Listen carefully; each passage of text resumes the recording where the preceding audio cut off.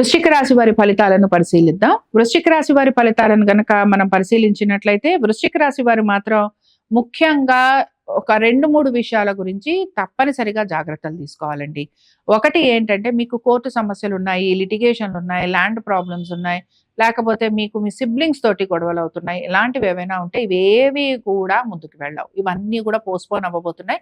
లేదా ఇవన్నీ కూడా నెమ్మదిగా ముందుకు వెళ్తాయి. కాబట్టి వీటి గురించి ఎక్కువ ఆలోచన చేసి, ఎక్కువ మదన పడిపోయే కంటే, ఇవి నెమ్మదిగా పూర్తవుతాయి గనక మనం వేరే వాటి మీద దృష్టి పెడదాము అని అనుకోవటం మీకు మంచి ఫలితాలను ఇస్తూ ఉంటుంది. రెండో విషయం ఏమిటి అంటే, మీ ఆరోగ్యం గురించి మీరు ఖచ్చితంగా జాగ్రత్తలు తీసుకోవాల్సిందే. ఆరోగ్యం గురించి మీరు జాగ్రత్తలు గనక తీసుకోకపోతే మీరు ఇబ్బంది ఖచ్చితంగా పడబోతున్నారు. కాబట్టి ఇది మీకు ఈ 2 విషయాల మీద ఇట్లాంటి వాటి మీద మీరు ఫోకస్ చేయాల్సి ఉంటుంది. అలాగే మీ యొక్క సంతానం గురించి కూడా మీరు జాగ్రత్తలు వహించాలి. సంతానం కోసం ప్రయత్నం చేస్తున్న వారికి మాత్రం కొంత ప్రతికూలంగా ఉంటుంది. అలాగే మీ సంతానానికి చిన్న చిన్న అనారోగ్య సమస్యలు ఉండే అవకాశం ఉంటుంది.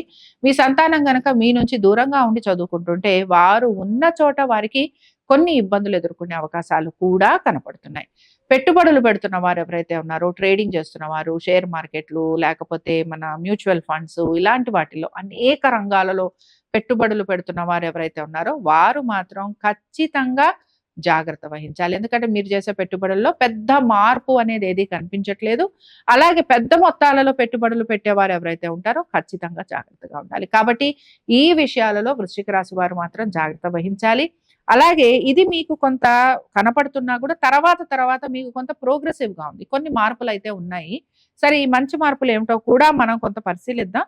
ముఖ్యంగా ఇక్కడ ఏంటంటే, ఆర్థికంగా ఎటువంటి ఇబ్బంది కూడా గోచరించటం లేదు.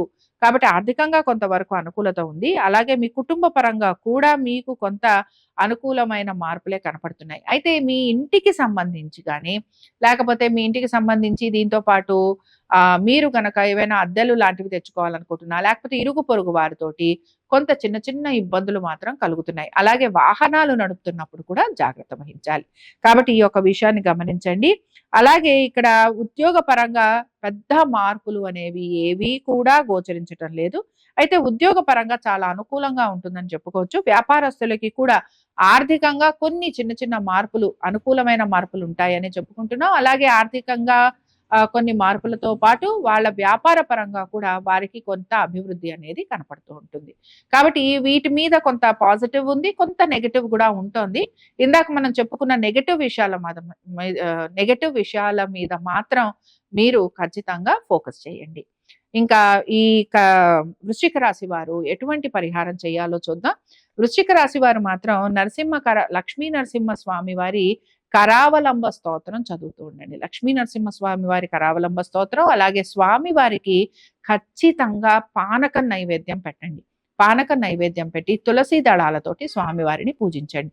దీని వలన ఇందాక మనం చెప్పుకున్న నెగటివ్ ఏదైతే ఉందో అది మీకు పాజిటివ్ అయ్యేందుకు అవకాశం ఉంటుంది. దీంతో పాటు మకర సంక్రమణం రోజున మీరు నవధాన్యాలలో కనుక మీరు ఒక గుప్పెడు నానబెట్టి అవి కనుక మీరు పక్షులకు ఆహారం పెడితే మీకు అనారోగ్యపరంగా ఎదురవుతున్న సమస్యలు ఏవైతే ఉన్నాయో అవి మీకు తొలగిపోతాయి.